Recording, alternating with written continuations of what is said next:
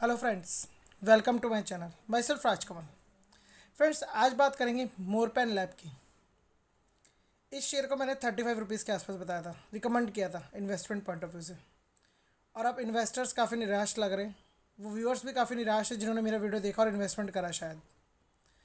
Friends, जब भी share downfall पे आता है तो हमें उसके डाउनफॉल या अपवर्ड मूवमेंट को नहीं देखना चाहिए। पहले पहले हमें लॉजिकली कुछ बातों को समझना चाहिए, उसके बाद में सोचना चाहिए कि इन्वेस्टमेंट पॉइंट ऑफ व्यू के लिए मैंने क्यों बताया, और अगर इन्वेस्टमेंट पॉइंट ऑफ व्यू के लिए बताया और आपने इन्वेस्ट किया तो आपने इसमें इन्वेस्टमेंट क्यों किया। फ्रेंड्स, सारी बातें तसल्ली और धैर्यपूर्वक करेंगे कि मैंने इसमें इन्वेस्टमेंट करने की राय क्यों दी, आपने भी इसमें इन्वेस्टमेंट क्यों करा, और अब हमें क्या करना चाहिए। ना मुझे आपसे कोई गिला शिकवा है, ना कोई शिकायत है। आपको ज़रूर मुझसे शिकायत है, लेकिन मैं शिकायत को दूर करने की पूरी कोशिश करूँगा। पहले तो हम बात करते हैं कि इसमें जो भी इसका 52 वीक हाई 60 रुपीज़ के आसपास जो भी शो कर रहा है, पहले 75 था, और बिलो ₹24 इसका 52 वीक लो है, और इस वक्त ये शेयर बिलो ₹25 आ गया है। फ्रेंड्स, संशय की कोई बात नहीं है। अगर 25 रुपये भी है तो ये इन्वेस्टमेंट पॉइंट ऑफ व्यू है, और जो 35 रुपये पे इसमें बाइंग कर चुके हैं, 40 रुपीज़ में बाइंग कर चुके हैं, या मेरे रिकमेंडेशन के बाद में ये अपर मूवमेंट पे भी गया था, 50 रुपये तक गया था, उसके बाद में ये बने रहे। उन्होंने इन्वेस्टमेंट करने के बाद अच्छा रिटर्न नहीं लिया, बेचा नहीं, बल्कि बन रहे, और ये कंटिन्यू वापस डाउनफॉल पे आया, 35 रुपये तक आ गया, और फिर कंटिन्यू डाउनफॉल पे आया, और अभी ये बिलो ₹25 आ गया है। कोई बात नहीं, लेकिन मैं बताता हूँ पूरी बात कि मैंने इन्वेस्टमेंट करने की राय क्यों दी। पूरी बात सुनिएगा, वीडियो को स्किप मत कीजिएगा, तभी आपको मेरी बात पूरी समझ में आएगी कि मैंने ऐसा क्यों कहा था, क्यों क्यों मैंने इसकी रिकमेंडेशन दी थी।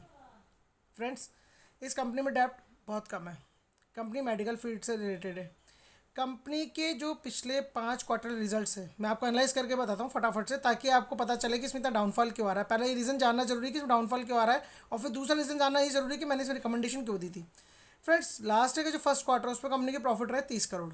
नेक्स्ट क्वार्टर सेकंड में रहे 37 करोड़, यानी अपवर्ड मूवमेंट। फिर बाद में 21 करोड़ थर्ड क्वार्टर में, फोर्थ क्वार्टर में 12 करोड़, और ये जो फर्स्ट ईयर का फर्स्ट क्वार्टर, ये जो इस करंट ईयर का फर्स्ट क्वार्टर उसमें 5 करोड़, यानी कि 30 करोड़ से 37 करोड़, फिर 37 करोड़ से डाउनफॉल शुरू हुआ, 21 करोड़, 12 करोड़, और अभी रिसेंटली 5 करोड़। ये आने वाला जो क्वार्टर है सेकंड, इसका रिजल्ट क्या रहेगा हमें मालूम नहीं, लेकिन एक अपवर्ड मूवमेंट की पूरी सोच है कि शायद अपर ट्रैक मूवमेंट पे आना चाहिए, नहीं तो फिर ये थर्ड क्वार्टर की तरफ हमारा ध्यान चला जाएगा कि थर्ड क्वार्टर में इसमें क्या रिजल्ट होने वाले हैं, अगर सेकंड क्वार्टर में से इंप्रूवमेंट नहीं हो और ये शेयर अभी बिलो ₹25 आ गया है। फ्रेंड्स, मेन मुद्दा ये है कि इसमें डाउनफॉल क्यों आया, ये आपको पता चलेगा कि प्रॉफिट में डाउनफॉल आया इसलिए इसमें डाउनफॉल आया, लेकिन रेवेन्यूज में इसमें डाउनफॉल नहीं है। आप रेवेन्यूज का परफॉर्मेंस देख लीजिएगा, इसमें डाउनफॉल नहीं है। और मैंने आप लोगों को इन्वेस्टमेंट का लेवल क्यों बताया था उस वक्त, क्योंकि पिछले 5 साल में जो कंपनी का परफॉर्मेंस है 2018 से लेके 2022 तक, तो 22 में सबसे बेटर परफॉर्मेंस है।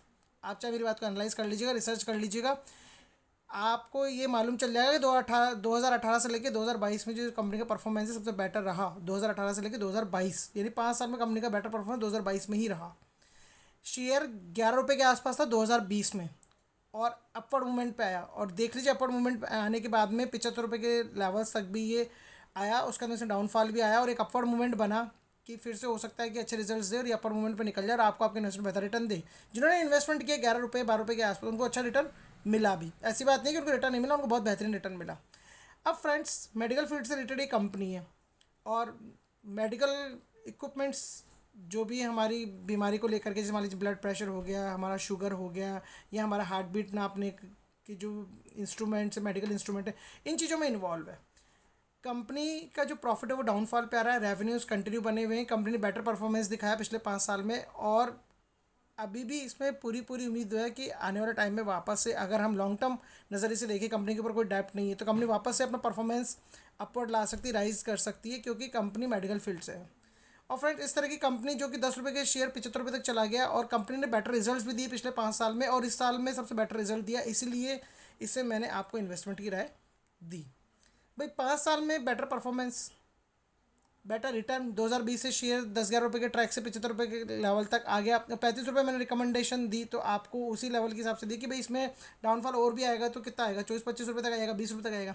और फ्रेंड्स, जिन्होंने मेरे रिकमेंडेशन के बाद में अगर इन्वेस्टमेंट भी किया है तो आप देख लीजिए डाउनफॉल आया कितना है। 35 रुपये से मात्र 25 रुपये तक ही तो गिरा ही है अभी। 10 रुपये का तो डाउनफॉल आया, और आया क्या है आप अभी देख लीजिए। जो ये अभी सीन चल रहा है ना मार्केट में डाउनफॉल का, आप बड़े बड़े शेयर्स डाउनफॉल पे आए हुए हैं। आप विप्रो को देख लीजिए, 740 के लेवल से कहाँ पर आ गया, बिलो ₹400।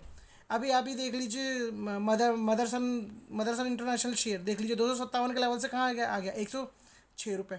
उसमें भी कंपनी की जो प्रॉफिट्स में डाउनफॉल चल रहा है, इसलिए डाउनफॉल आया। पीईएल पिरामल एंटरप्राइजेज, उसका भी देख लीजिए कितना डाउनफॉल आ गया। टाटा स्टील्स 1500 के लेवल पे जब ये स्प्लिट हुआ तो 150 के हिसाब से इसका 52 वीक हाई होगा, और 150 के हिसाब से देख लीजिए बिलो ₹100। तो फ्रेंड्स ऐसी बात नहीं है, अच्छे स्क्रिप्ट भी डाउनफॉल पे आती है। आप और बड़े बड़े शेयर भी ले लीजिए, कोफोर्ट जैसे शेयर ले लीजिए, उनमें भी डाउनफॉल आया हुआ 50% के आसपास का। ये शेयर तो एक फ्यूचरिस्टिक है, क्योंकि मैंने इसमें इन्वेस्टमेंट करने के लिए क्यों दी, क्योंकि 35 रुपये के मात्र इन्वेस्टमेंट पे क्या था, ये शेयर 350 रुपये तक भी जा सकता था, और अभी भी जा सकता है अगर इसने वापस से अपने इंप्रूवमेंट किए, परफॉर्मेंस इंप्रूवमेंट किया, कंपनी के प्रॉफिट्स लेवल्स में इंप्रूवमेंट आया, और कंपनी मेडिकल फील्ड से फ्यूचर में अगर राइज किया कंपनी ने, तो आप ये मान करके चलिए कि ये शेयर 350 तक भी जा सकता था। 35 रुपये के लेवल 350 तक लेवल पे भी जा सकता था। तो हमें इन्वेस्टमेंट ऐसी पॉइंट ऑफ व्यू पे करना चाहिए कि जहाँ पे हमारा अगर लॉस तो कम हो। 35 रुपये से डाउन टू अर्थ जाने को है क्या 35 रुपये जीरो होने के लिए, लेकिन बढ़ने के लिए पूरा आसमां था। 300, 350, 400, 500 रुपये तक भी शेयर जा सकता था, इसकी ऐसी परफॉर्मेंस आ रही थी। और अभी भी फ्यूचर में कुछ नहीं हुआ है, ये कंपनी वापस परफॉर्म भी कर सकती है, क्योंकि मैंने आपको बताई दी सारी चीज़, आपको एनालाइज करके बताई दी कि ऐसे क्यों हो सकता है। आप मात्र 10 रुपये के लॉस में परेशान हो रहे हैं, और लॉन्ग टर्म फ्यूचर नहीं देख रहे कि भाई ये शेयर अगर हम होल्ड करें 4-5 साल तक, तो हो सकता है कि ये बहुत अच्छे लेवल्स हमें हमारे इन्वेस्टमेंट पे रिटर्न दे दे, मतलब बहुत अच्छे लेवल्स हमें दिखा दे और हमारे इन्वेस्टमेंट पे हमें अच्छा रिटर्न बना करके दे दे। तो फ्रेंड्स जो भी बात थी मैंने आपको क्लियर बताया। 35 रुपये के लेवल पे मैंने क्यों इन्वेस्टमेंट करने को कहा, ये मैंने आपको बता दिया। डाउनफॉल क्यों आ रहा है वो रिजल्ट एनालाइज करके मैंने आपको बता दिए। इन्वेस्टमेंट पॉइंट ऑफ व्यू क्यों बताया, ये मैंने आपको बता दी कि 2020 से जब शेयर 10-11 रुपये पे था और 75 रुपये तक जा सकता है, तो 35 रुपये इन्वेस्टमेंट करने में कोई प्रॉब्लम नहीं। और कंपनी अभी कंटिन्यू प्रॉफिट्स में भी चल रही है। सबसे बड़ी बात ये है कि कंपनी अभी प्रॉफिट्स में चल रही है, कंपनी लॉस में नहीं है। कंपनी की जो प्रमोटर होल्डिंग है वो भी 37%, 35% से ज़्यादा की प्रमोटर होल्डिंग है, और इसमें FIS का भी इन्वेस्टमेंट है बहुत कम है, DIS का भी इन्वेस्टमेंट है बहुत कम है, लेकिन इन्वेस्टमेंट है।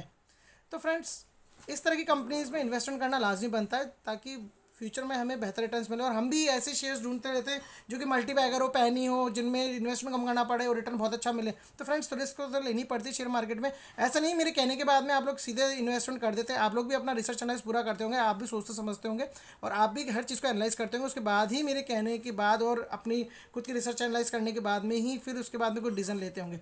तो friends have patience, long term point of view देखें शेयर का। अगर आप 6 महीने पहले, ये जो 6 महीने बाद के जो रिजल्ट आ रहा है और 6 महीने पहले का जो परफॉर्मेंस था, अगर आप उसका एनालाइज करते तो आप क्या कोई भी यही कहता होगा कि इसमें इन्वेस्टमेंट करना चाहिए, और इसमें इन्वेस्टमेंट करने में कोई प्रॉब्लम नहीं है। जब रिकमेंडेशन दी जाती है उस वक्त की पोजीशन, करंट पोजीशंस को देखा जाता है। फ्यूचर में आने वाले टाइम में कुछ भी हो सकता है।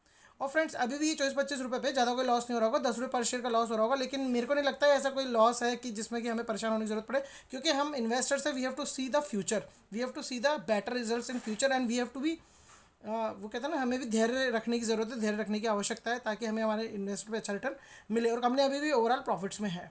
तो फ्रेंड्स जो भी कुछ है, जो भी डिसीजन लेना है आपके ऊपर है। मैंने जो रिकमेंडेशन दी उस हिसाब से थी, मैंने आपको बता दी। आप ऐसे मत सोचिए कि मैंने कोई गलत रिकमेंडेशन दी। अगर किसी और का भी आपने वीडियो देखा होगा, किसी और एनालिस्ट को भी इसको एनालाइज करते देखा होगा, तो उसने भी यही बात बताई होगी जो मैंने आपको बात बताई।